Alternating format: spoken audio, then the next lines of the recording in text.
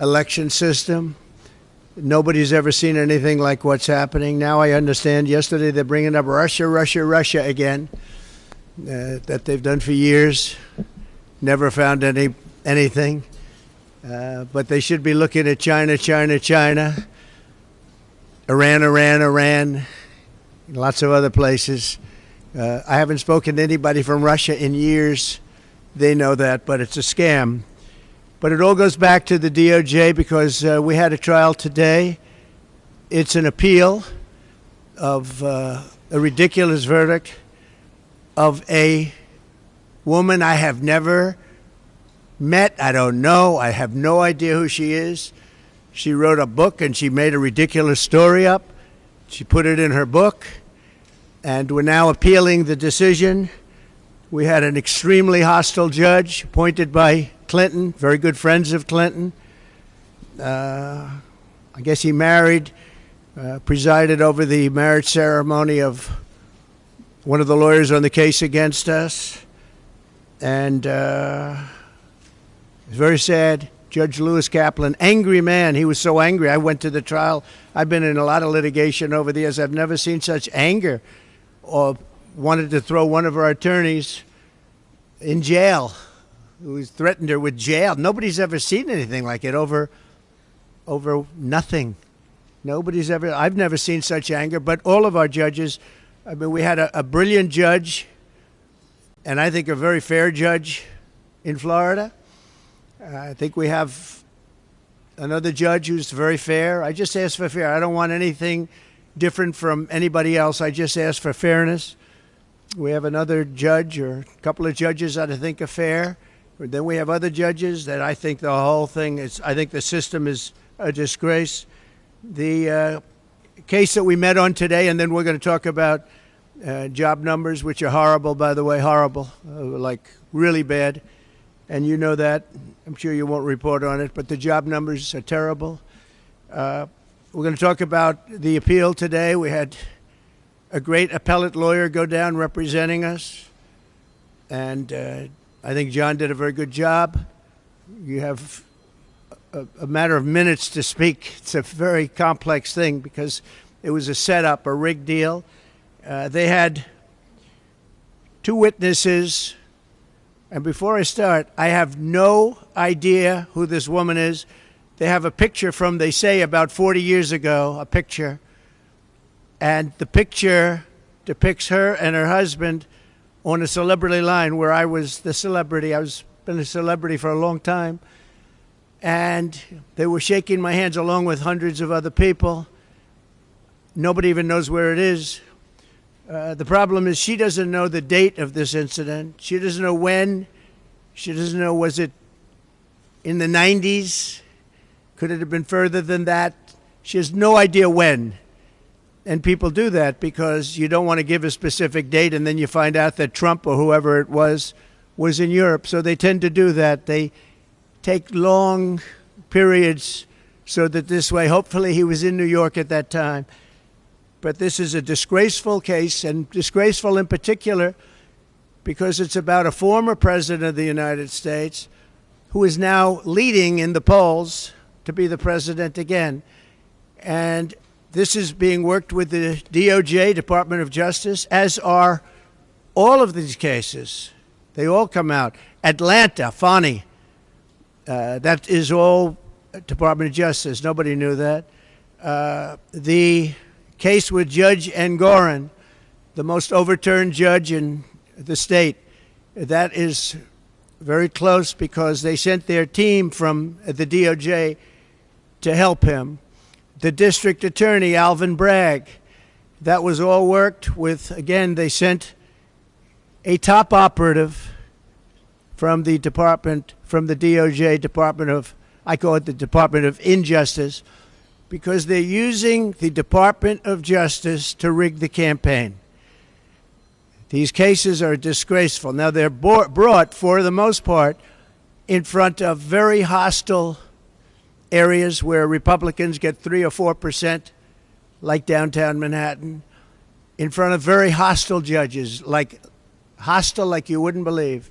Judge Merchan, Judge Engoron, and Judge Kaplan, all of them hostile areas and very, very hostile judges. I've never seen anything like it. And very bad thing in this case, New York, very bad thing for New York. Businesses won't come to New York because of what took place with Judge Engoron. I can tell you that. And probably the rest of them also. But this case involved a woman who wrote a book, and I guess she said something in the book. That's when I first heard about it. I first heard about it in the White House. And, of course, I denied the story because it's not true. I have no idea who the woman is, and I never met her. Now, I don't know about a picture that was taken 40 years ago with her husband on a celebrity line, so I don't think that counts. But as far as I know, I never met her. I never touched her. I would have had no interest in meeting her in any way, shape, or form. Her husband was a news anchor, actually, John Johnson, a very nice guy. She called him horrible things. We weren't allowed to say that in the trial. She said horrible things about him. I guess they're since divorced. He's a very nice guy, African-American, and she said very bad things. We weren't allowed to use that in the trial, which surprised a lot of people. But she made up a story, it fabricated 100%, that I attacked her at Bergdorf Goodman. You know, it's very interesting. I don't think they were allowed to use this either. Her favorite show is Law and Order. And there's a almost exact story as her story in Law and Order about being attacked in the dressing room of a department store. I don't know if they used the name of the store. But that's her favorite show, Law and Order. She said that. And anyway, this evolved into a defamation case against me because I disputed her words because I told the truth. We were called. I was in the White House, and I said, no, it never happened. I didn't even know what they were talking about. This was, I think I was in the Oval Office. Sir, do you know anything about this? And this had to do with a book, and she had a few pages in a book making this claim. By the way, there was never a claim. There was never a police report. There was never anything mentioned. There was never publicity 30 or 40 years ago, whenever it took place. Nobody knows. She doesn't know when it took place. When did it take place? She has no idea. She thinks it was in the 1990s. She thinks it was in the 1990s. And the judge, we had two trials. We asked for a consolidation. He said no. The reason he said no is he'd rather have double the publicity because that's bad for me. Very bad, because I'm running for president. And this is not the kind of publicity you like. And whether it's true or not, it's horrible. And in this case, it's so false. It's a made-up, fabricated story by somebody, I think, initially just looking to promote a book. And when they called me, I denied the story. I got sued essentially for defamation because I'm denying a story where I'm right. I should be suing her for defamation. So that's where it is. Now, there were two witnesses. One is a woman who's followed me for years. She said in 1979, I was in an airplane with her, commercial flight, and we became very intimate. I just sat down. I think I had the book, The Art of the Deal. I was famous then, too. I've been famous for a long time. And we're sitting in first class, according to her. Never happened, by the way. Totally made up story. She's a Clinton person, too, by the way. Big Clinton person. She made up the story. And so many years ago, and I think it would be 1979. One of my many people behind me could correct it, but I think she said 1979. That's a long time ago. And I sat down. I believe I had some pretty big success then, and I was being talked about a lot. Maybe The Art of the Deal was out, sometime after that. I'm not sure. But I was well known. And passengers are coming into the plane. And she said I was making out with her. And then, after 15 minutes, and then she changed her story a couple of times. Maybe it was quicker. That I grabbed her at a certain part, and that was when she had enough. Now, so think of the impracticality of this. I'm famous. I'm in a plane. People are coming into the plane. and I'm looking at a woman and I grab her and I start kissing her and making out with her. What are the chances of that happening? What are the chances? And frankly, I know you're going to say it's a terrible thing to say, but it couldn't have happened. It didn't happen. And she would not have been the chosen one. She would not have been the chosen one. She has gone around for years saying the story. Everywhere I go, she says this story. And it's a total lie. Now, I assume she'll sue me now for defamation, like I got sued by E. Jean Carroll, who interestingly said she's been hurt, damaged, but she's made more money since she did this than she ever made in her life. She gets paid a lot of money to go talk bad things about me. So remember this whole thing started, along with just about every other case I'm involved with the political campaign of Harris, and who's having a bad time because she can't talk, of Harris and Joe Biden. This was election interference. It all is. It's all fabricated. But fabricated in front of very friendly judges for them and in very friendly areas for them. If you get a jury, it's very hard to win in a jury where you have 3 or 4 or 5% Republican votes. Very, very tough, actually. 2 witnesses. One is named Jessica Leeds. So she was up again. She can't get rid of her. She was up. She said I was in an airplane doing that. A couple of things. You have an armrest in planes back in those days. Oh, by the way, she didn't know anything about the flight, where we were going. Where I was in very few flights. I was a New York guy building New York buildings. I was in very few airplanes, I will tell you, in those days. 1979, I think. It's a long time ago. But you had the armrest, and in the old days, they didn't move. Okay? But she said she then got out and she went to the back of the plane, and that was the end of the story, I think. And this story has followed me for years. But just to finish with her, Jessica Leeds, no police reports, no witnesses, no corroboration of any kind, no criminal suggestions, no nothing. Then you have another one, and this one is a writer for People magazine, who I actually thought was very nice.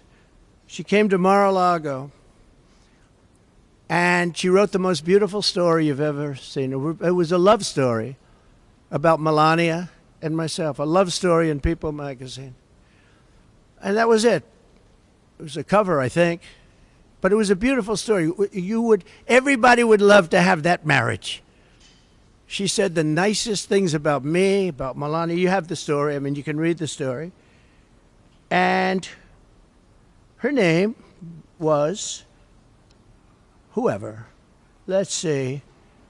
Her name was who? Swornoff, yeah. I don't have it. Whatever her name was. I don't know the lady, so perhaps it's much better that way, but I really don't know the lady. So she wrote this beautiful story, and about, I don't know, years later, no police reports, no anything. Years later, the same person they called up, did you attack at Mar-a-Lago this woman, this writer, whatever her name is? And she was a witness in a case. Her and Leeds were the 2 witnesses, only 2 witnesses. Did you attack her? I said, who is she? And they said, she writes for People magazine. I said, I don't know anything about the lady. If I had a story long ago, years before, about People, but it was a very nice story. So I don't know. It has to be made up because I don't know what you're talking about. It turned out that the same lady that wrote this beautiful story years later said I attacked her. Now, think of this. Oh, and she said the butler knew everything. The old expression, the butler did it, right? Very famous in crime stories. Well, the butler was Tony Senecal, worked for me for a long time. He was retired at that time. That was years later. He retired. He was retired when this hoax came out. And what happened is he totally confirmed my story, and he didn't even work for me anymore. He passed away a couple of years ago, a good man. He said, the woman was crazy. It never happened. I was the one that served her whatever she was drinking, and I was there, and nothing ever happened. But you don't need the butler. All you have to do is read the story. Think of this. A woman comes into Mar-a-Lago, interviews me about a love story about my wife and myself, and during that interview, I attacked her and pushed her up against the wall violently. Okay? And then she leaves and she writes a perfect story. A perfect story. She doesn't mention the event. Again, there's nothing on file at all. Zero. There was no complaints. There were no complaints to People magazine. There was no witness. There was nothing. Yeah, well, there was a witness, the butler, and he's already said everything. He's already told this story. Because this story, likewise, like Leeds, this story has followed me around. I could go through many other stories outside of this. You know, it's very funny. When you're rich and famous, you get a lot of people come up with a lot of stories. But you're writers, and some of you are legitimate writers, and some of you aren't. Some of you are fake news, and some of you are real news. But put yourself in my position.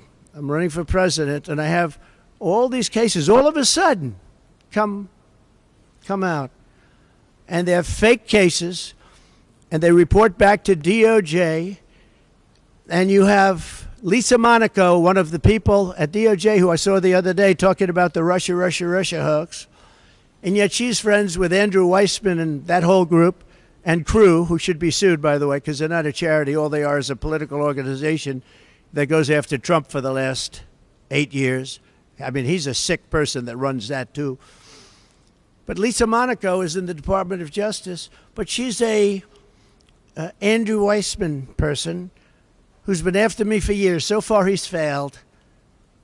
And he's having a heart attack because I'm leading in the polls, I guess.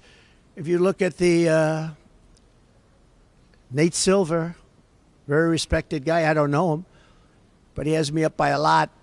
So let's say we're leading, or let's say we're tied, or let's say what difference. I'm in the race. It's between two people, but I think we're leading by a lot because the opponent refuses to do an interview because she can't talk.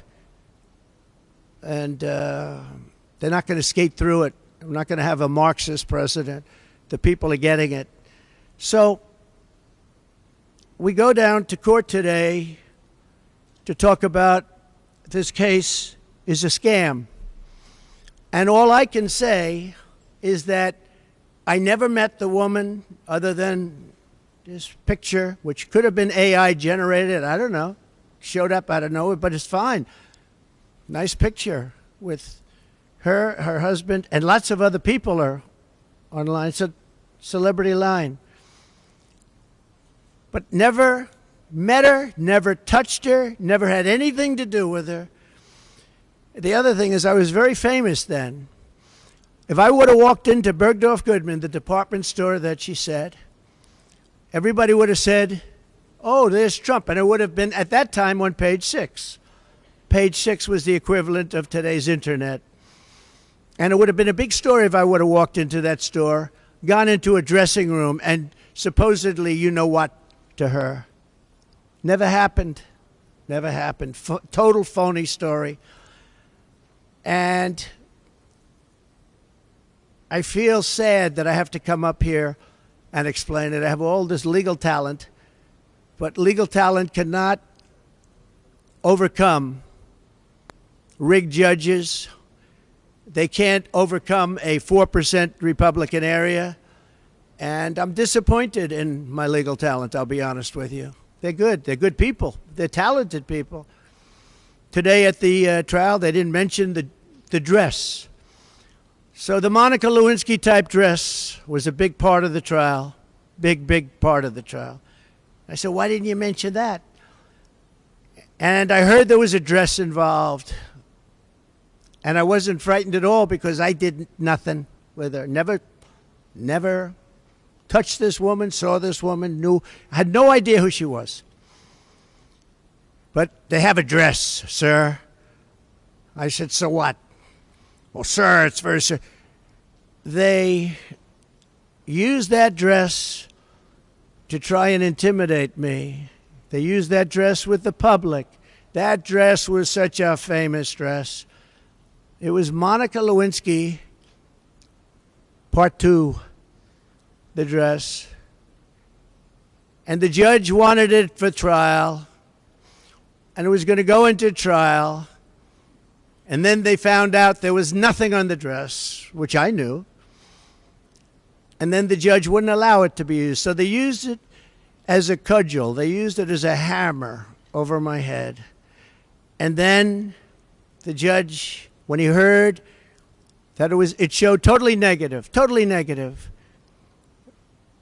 the judge wouldn't allow us to use it at trial.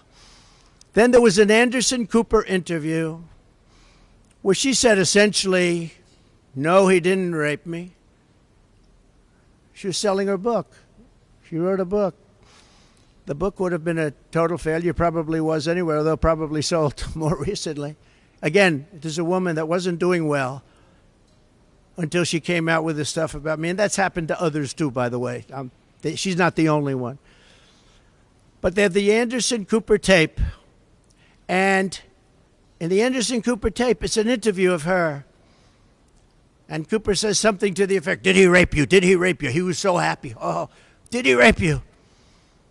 And she gave a very good answer for me, but a bad answer for CNN, for Anderson. And he said, we're going to commercial break right now. We're going. Then she came back from commercial break, and she was much more hostile. But this man wouldn't let us use the tape or the proper questions having to do with the tape. Wouldn't let us. The Judge Kaplan, wouldn't let it be used. We wanted to get the outtakes. In other words, what did Anderson Cooper talk to her about during that intermission for a commercial that he called for immediately? Where do you see this? I mean, some of you have seen it, some of you haven't. We're going to commercial break right now. And so what happened is we weren't able to use it. The other thing is we had not one trial, we had two trials. Nobody understands why. We asked for a consolidation. And I wanted to show up to the trial, to the first trial. My lawyer, who's not up here, not with us any longer, sir, you should not show up. You're the former president or the president. I don't even know when the trial was, but you're the president of the United States, sir. This is beneath you. I've got this 100%. The dress is negative, but he wasn't able to use it. Sir, it's beneath you to show up. I said, but wouldn't that be bad for a jury? Wouldn't that be sort of bad for a jury if I don't show up? He said, sir, you don't have to show up. I've got this. You shouldn't do it. It's beneath you. It's beneath the office of the president. I understood what he meant by that. And so I didn't show up. And I was found guilty of something that I didn't do with a woman that I have never seen, touched, or in any way was involved with, nor would I want to be. I would not want to be. My people say, please don't say that. I would not want to be involved with her. And that's where we are. So we're appealing it, and people would say it's not a friendly panel based on the appointments, but you'll look that up yourself. But I hope they understand this is the office of the President of the United States, and there has to be fairness shown. Our court system is looking so bad. If you're a Democrat, these are all Democrat-appointed people. Biden, Clinton, I think others. 3 people. They seem very good today, and I mean, they seem absolutely fine, but I've read and I've heard it's not a friendly panel, but I wasn't surprised because I don't get friendly panels. I don't get friendly panels. But where we've had fair judges, where we've had brilliant judges, frankly, I don't know the judge in Florida, Judge Cannon, don't know her at all. But I think she's a brilliant woman. I think she handled a scam. It's a scam case. That's the documents case. That's the case where Biden, who had 10 times more documents, took all this stuff for years, 50 years, and he was exonerated. Of course, they said he was incompetent, so he wasn't fit. So he was exonerated based on that. But me, I don't get exonerated so easily. And I had a thing called the Presidential Records Act, which exonerates me. But we won that trial, and the other side plays the ref. Crew and Weissman and all these people. And again, Lisa Monaco should not be involved in this because she's been after Trump for years, and now she's like the second person at the DOJ. But she's with all these people. And they're playing the ref, and they say terrible things about judges. They do it with the Supreme Court justices because they think they're going to intimidate them. I think it should be illegal. That's what the DOJ should look into, the legality of these people taking a brilliant judge and demeaning her, and taking other people that are fair and solid and demeaning them. It's called playing the ref. Nobody did it better than the late, great Bobby Knight basketball coach. He would play, he would scream at those refs and everything, and they'd say, Bobby, you're not going to get the decision overturned. Yep, but the next one I will. And he was right. He was a great basketball coach. Last coach to have an undefeated season. Last coach in basketball to have it many years ago. He also endorsed me, but he played the ref. These people are playing the ref when they are allowed to call for recusal, impeachment of a judge because they're not getting their way. And for some reason, the other side doesn't do that. They don't do that. The other side is much softer. Republicans play it a lot softer, but they play it legitimately.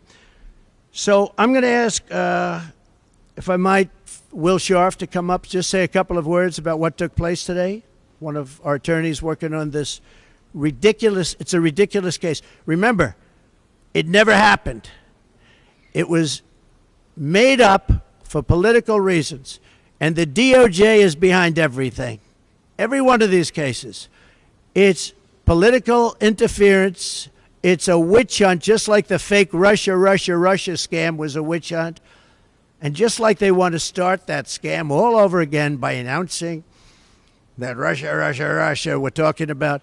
And you know what they do when they do that? They intimidate people from having a fair election. They intimidate poll workers from speaking up when they see crooked things take place in the election. And it's a disgrace. Our country's in serious trouble. Our judicial system is in very serious trouble. Will, please come up. Thank you. Good morning, y'all. My name is Will Scharf. I'm one of President Trump's attorneys. Today we presented oral argument before the United States Court of Appeals for the Second Circuit in one of two cases brought against President Trump by E. Jean Carroll. Now, it's really important to remember that E. Jean Carroll's story at its heart is an utterly implausible he said, she said story.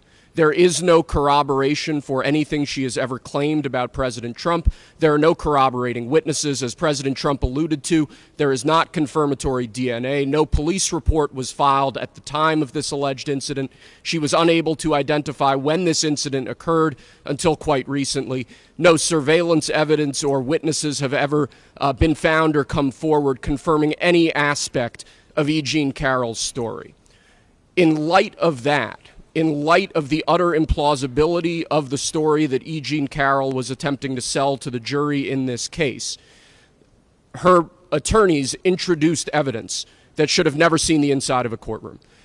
Utterly insane efforts to introduce propensity witnesses, Jessica Leeds and Natasha Stoynoff, most notably, in an unfair and improper effort to buttress E. Jean Carroll's failed attempt to assault President Trump. Jessica Leeds' story is instructive here. This is a woman who claims that in the middle of a crowded airliner in 1979, President Trump assaulted her. Leeds has never been able to identify where this plane departed from, where it went to, the date of the flight in question, making our efforts to disprove her testimony extremely difficult. Under the federal rules of evidence, this story should have never been allowed to be presented to the jury in this case. The same is true of Natasha Stoynoff's story, which again lacks any indicia of reliability, any sort of credibility, any sort of confirmatory testimony from other witnesses, or anything else that would make you believe that this actually happened. So on the one hand, you have a judge who allowed in this improper propensity evidence that should not have been allowed in. In our view, that polluted the jury's deliberations in this case. That presented a story to the jury of a series of a pattern of conduct that the jury should not have been considering. And we think that absent that propensity evidence, no fair jury could have reached the verdict that was reached in this case. And as a result, we believe that this verdict needs to be overturned. But there's more than that. In addition to this improper propensity evidence, President Trump and his trial team were prevented from cross-examining E. Jean Carroll and other witnesses on crucial issues in particular relating to political coordination and the political motivation behind this entire lawsuit. This is a lawsuit that was instigated in large part by George Conway, a longtime political foe and adversary of President Trump. This is a lawsuit that was funded by Reid Hoffman, a key political ally of the Biden-Harris administration and a major Democrat donor. We were limited in the evidence we were allowed to present at trial about these crucial facts. We were prevented from cross-examining E. Jean Carroll on aspects of that dynamic that underlies this entire lawsuit. And that, too, unfairly corrupted the jury's deliberations in this case and requires reversal of the jury verdict. I think this political coordination point is particularly important, though. It's important to emphasize, because what we have seen in the last few years is a weaponization by the Biden administration and by their political allies of our legal system and of our courts to unlawfully, unconstitutionally interfere with President Trump's core First Amendment right to run for president. That is a right guaranteed to him by the Constitution. That is the right that his political opponents are attempting to strip away from him. We have seen this in case after case after case where unfair political motives have underlay what should be serious legal proceedings. And I think when you look at this situation in toto, when you look at what the left, when you look at what the Biden-Harris administration is attempting to do to President Trump, this is insane. This is an absolute abuse of our legal system. It's an absolute abuse of the rule of law. It should be deeply offensive, not just to political supporters of President Trump, but to each and every American. With respect to today's appeal, we are hopeful that the Second Circuit understands what's at stake here. We are hopeful that the Second Circuit understands what occurred during this trial, which was an improper use of evidence to buttress E. Jean Carroll's entirely meritless claims on the one hand, and an improper exclusion of evidence that would have informed the jury about the true motivation behind this lawsuit and that we believe would have resulted in a very different verdict. Thank you. Thank you very much. Good afternoon. I've done this one too many times, actually too many times for the last 3.5 years while President Trump has been trying to fight to get this country back. And I want to speak to the American women, and I want to speak to the people that need to get out and vote on November 5th. I have sat with President Trump for years now, while he has been targeted with lies and with judges, AGs, and DAs who have specifically run in this city and others on getting Trump. The Trump administration will fix this problem. We will stop Kamala Harris's regime, because she was there, let's not forget that, and she still is, of using officials from the White House, putting them in DA's offices, in AG's offices, and attacking your political opponent. And this country deserves better than this. We do. We should not be sitting here at a press conference talking about this.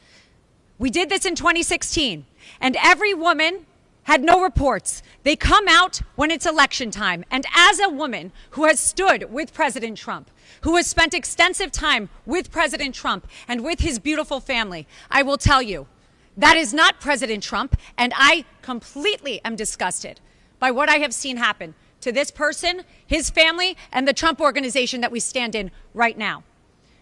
You must vote Donald Trump back in because as an attorney, as a woman, as a mother, our future of this country depends on it, and we need to stop this from happening. The DOJ is supposed to help our country and protect us, not attack us because you cannot win in the polls. Thank you.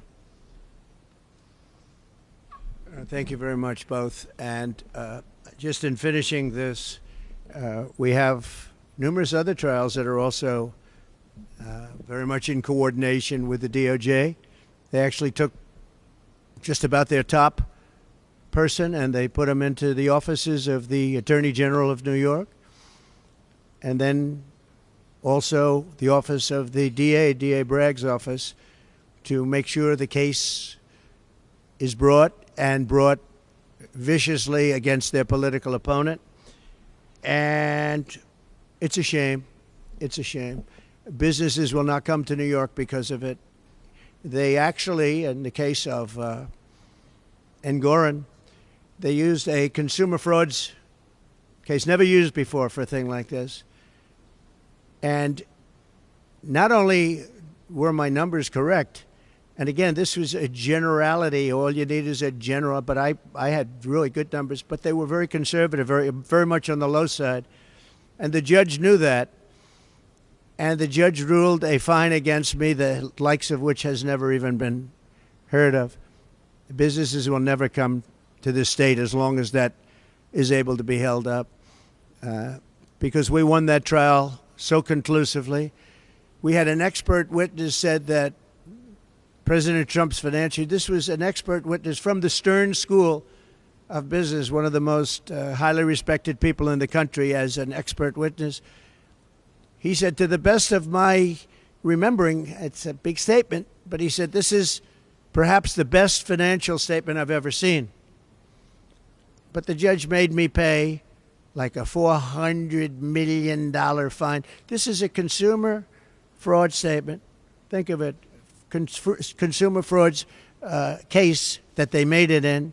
The judge refused to give it over to the commercial division where they could understand things, and they would have dismissed it immediately because this case had no merit whatsoever. The judge wanted to settle the case for a very much smaller amount, and I said, I'm not going to settle. I didn't do anything wrong.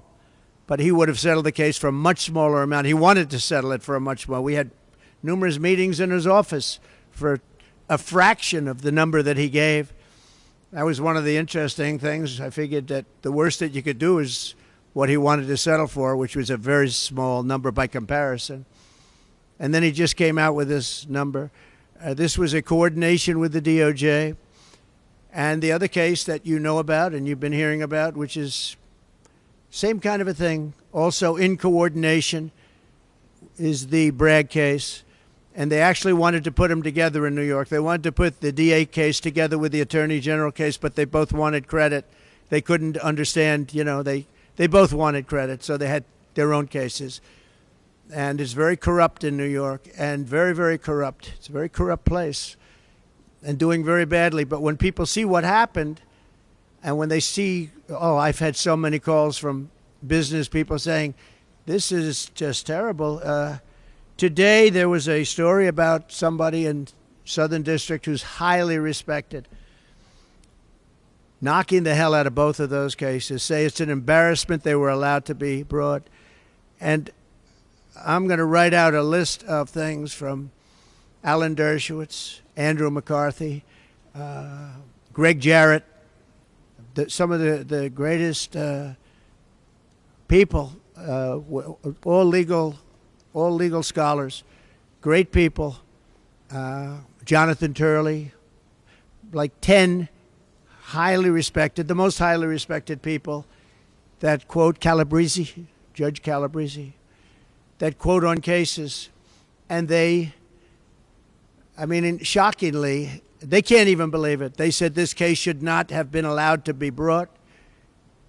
And that's about pretty much both cases, but it's about the case that we have in front of Judge Mershon. That case is a disgrace. Should have never been allowed. I did nothing wrong. And he took a non-existent, expired, long expired by the statute of limitations, misdemeanor. He made it into 34 or something more than that counts of felony. Nobody can even believe it. Over nothing. And if you look at that case, he wouldn't allow it. That whole thing was done by an attorney. I had nothing to do with it. That was done by an attorney, a sleazebag named Michael Cohen. And he did the whole thing. And you're allowed to have reliance on attorney. It's called reliance on attorney. You have a reliance on attorney. Attorney's allowed to do things. And all it was is a non-disclosure agreement with somebody that said nothing happened, by the way. I might add that. If you don't mind, I'll add that. We have a statement, nothing happened. And he got a non-disclosure agreement. He did it on his own, and this judge refused to allow us to use that as a defense, the attorney-client defense, which is very standard. Other people have never heard that you're not allowed to use it. But he's the one that did it because I was running for president and running the country. He's the one that did it. So all of these cases are a disgrace. But the case that we had today downtown, I wish we could have mentioned the dress. Again, got the idea from Monica Lewinsky, but it was negative, wasn't allowed to be used. I wish we could have mentioned many of the other things, and I certainly wish we could have gone to CNN and got the outtakes, what's called the outtakes. What did Anderson Cooper tell her during the commercial? I'd love to find that out. So that's where we are.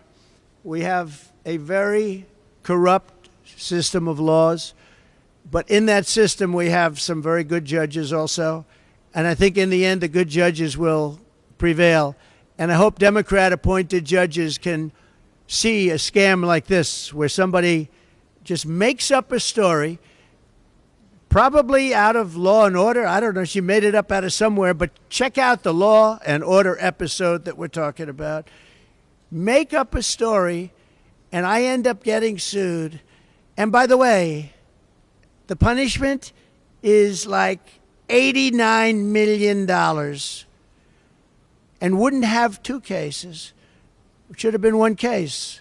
But two cases is better because you get double bad publicity. We asked the judge, could you consolidate the cases? Same case. And he refused to do so. He wanted two cases. So two cases, two sets of lawyers, two everything. It's really, really very disgraceful. Let me talk about job numbers because, as you know, they just came out, and they're a basic disaster. They are really bad. You had numbers that are shocking. Native-born Americans, we lost 1.3 million jobs, while foreign-born Americans were able to take all of those jobs. So foreigners coming in illegally, largely illegally, into our country, took the jobs of native-born Americans. And I've been telling you that's what's going to happen. Because we have millions and millions of people pouring into our country, many from prisons and jails and mental institutions and insane asylums. Traffickers, human traffickers, women traffickers, sex traffickers, which, by the way, that's the kind of thing that people should be looking at because it's horrible. And it's turning out that migrant crime is far worse than any crime that we've ever experienced. If you look at Aurora, Colorado, they're taking over the place. They took over buildings, and this is just the beginning. You haven't seen anything yet. You haven't seen any. They've allowed well over 20 million people, in my opinion. Other people say, well, it's only 13. No, it's much more than 20. I think it's much more than 20. Our country is being invaded because of incompetent people like Kamala that doesn't want to do one interview. She does one softball interview with CNN. Couldn't have been nicer. Dana Bash, you know what? I gained respect for Dana Bash and for Jake Tapper because in my interview with Sleepy Joe, I thought they were very fair, actually. I was surprised. They were very fair. I'm going into very hostile territory shortly on a debate with ABC, George Slopadopoulos and that group. And ABC, I think, is the worst of everybody. I think they're the worst. They're the nastiest. They're as bad as you can be. They're worse than NBC, which is saying a lot. And we have something coming. And the reason I'm doing it is because that's the only one that she would do it with, because her best friend is the head of ABC or ABC News, and her husband's best friend is married to that one. So, and Donna Brazile is there. You remember the famous Donna Brazile? She gave Hillary Clinton the questions. You remember that? That was a little embarrassing. She got fired, I assume, for that. But now she's working at ABC. So I said, I'll do it anyway, because even if she knows the answers and knows the questions, I don't think she'll be very good. And this is not what our country wants. And I feel I have an obligation to do it. And she'd never stand up here like this and give a news conference and speak about what's happening with the weaponization of our justice system. This is the weaponization of justice at a level that nobody's ever seen in this country before. We've never seen it. You see it in third world countries, you see it in banana republics, but you don't see it in the United States of America, and it's a very sad thing. And I think I'm doing a great service by having gone through it and revealing it, because, you know, it came out with a indictment from the district attorney, which, again, just revealed today, and I hope you're going to do a story because it's a big story. The Southern District of New York was, and this is a very highly respected group of people. He said it was a disgrace that that case was brought. It was a disgrace that the case was brought in front of Mershon. The case is a disgrace. Should have never been brought. Should have never been brought. And the case in front of Judge Engoron, just in terms of the case itself, we had 4 or 5 overturns in the appellate division. I only hope the appellate division, for the good of New York, otherwise you just say, God save the state. For the good of New York, I hope that the appellate division will do what's right on that case, because that case was a scam. But every single one of these cases that I'm mentioning, they're all hoaxes and scams. No different than Russia, Russia, Russia, Ukraine, Ukraine, Ukraine, the impeachment hoax number 1, impeachment hoax number 2, all these things that we won. We won them all. But it takes time, it takes effort. And they're at it again. But this time, what they're doing is they're hitting us as hard as possible. You know, it's very interesting. It just brings to light the lawyer on the hoax that we're talking about now, having to do with E. Jean Carroll. She said, the way to defeat Trump is go after him civilly as often as possible, make his life miserable, sue him all the time, keep him in court, and let him spend a fortune. That's the lawyer I have in the E. Jean Carroll case. And that's exactly what they've done. The only thing I can say that's good about it is the public understands. And my poll numbers, I believe, are higher now than they would have been without it, because the public understands it's a hoax, it's a scam, it's a political witch hunt, and some of you should be ashamed of yourselves. Thank you very much, everybody. Thank you.